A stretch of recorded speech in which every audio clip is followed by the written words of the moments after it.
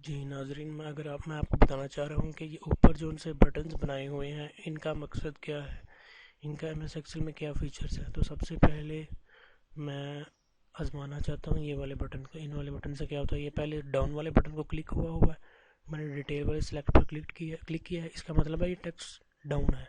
अगर हम मिड को करेंगे तो ये मिडल पर हो जाएगा, और अप वाले बटन को करेंगे अप वाले के ऊपर हो जाएगा। अब हम दोबारा इसे नीचे ले आएंगे। इसी तरह मैं चाहता हूँ कि ये मेरा टेक्स्ट है, ये सेल के मिड में आ जाए। तो मिड को क्लिक किया, मिड में हो गया। राइट को किया, राइट को हो गया। लेफ़्ट को किया, लेफ़्ट को हो गया। तो ये जैसा आप करना चाहते हैं आप कर सकते हैं। इसी तरह मैं चाहता हूँ मैं दो सेल, मैंने जो लिखा है मसलन Irfan and company private limited Lahore, ये इतना ज़्यादा लिखा हुआ है। ये असल में एक सेल पर ही लिखा हुआ है, लेकिन हमारी सहूलियत के लिए उन्होंने ज़्यादा सेल्स पर दिखाया। असल में ये एक ही है। मसलन मैं इसी सेल पर डिलीट का बटन दबाऊंगा तो ये डिलीट हो जाएगा। ये मैंने वापस इसको लाया, अगर मैं इधर जाकर डिलीट करूँगा ये डिलीट नहीं होगा। इसका मतलब है ये पहले सेल में ही है।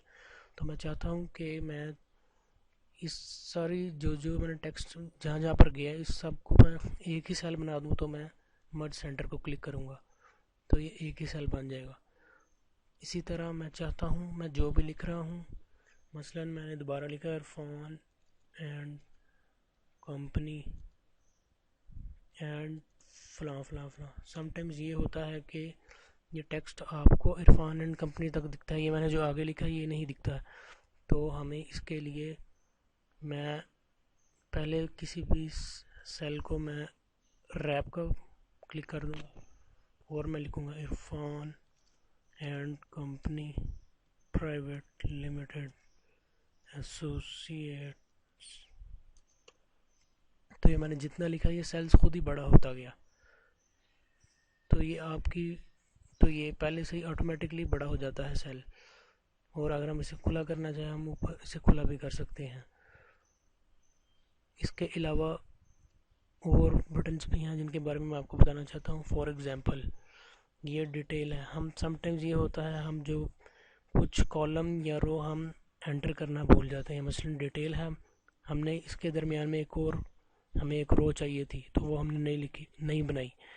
तो इसके लिए ये फार्मूला है कि हम इंसर्ट पर जाके इंसर्ट सेल्स को क्लिक करेंगे, एंटायर कॉलम को सिलेक्ट करके ओके करेंगे तो जहाँ पर हमने सिलेक्ट किया उसकी राइट बार में एक और कॉलम आ गया।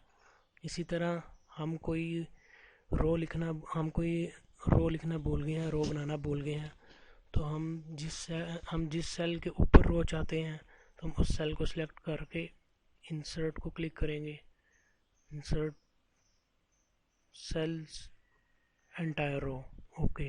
तो इसके ऊपर एक और रो बन गई। अगर हम चाहते हैं कि हम ये रो को डिलीट करना चाहते हैं तो delete cells entire row, okay.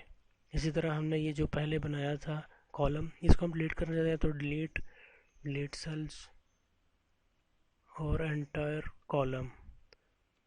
तो ये सारा कॉलम डिलीट हो गया।